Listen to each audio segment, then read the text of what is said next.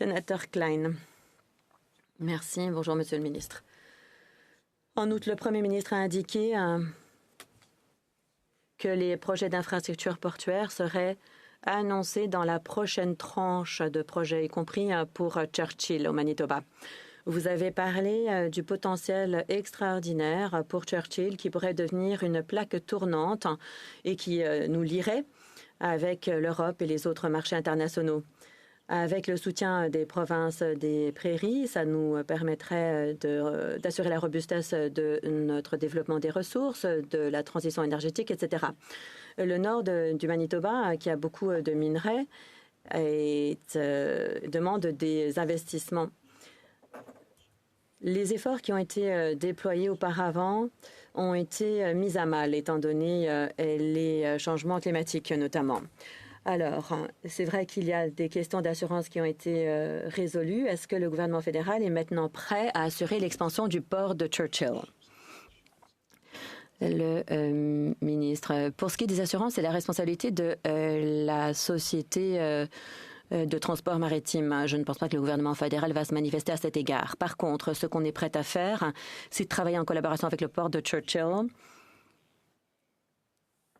dans le but d'attirer des intervenants qui vont passer par là pour faire transporter leurs matières premières agricoles et autres. Vous avez parlé de la saison de transport maritime. Le Canada a quelques 20 brise-glaces qui ont été commandées. Et ça devrait permettre de prolonger la saison de transport maritime. Donc, étant donné le réchauffement de la planète et puis les brise-glaces, je pense qu'on pourra gérer tous ces problèmes. Sénateur Klein, à titre de clarification. Donc oui, effectivement, les brise-glaces permettraient de répondre à cette question. Vous avez parlé donc du fait qu'il y aura plus de transport maritime ou une période plus longue, en tout cas grâce aux brise-glaces.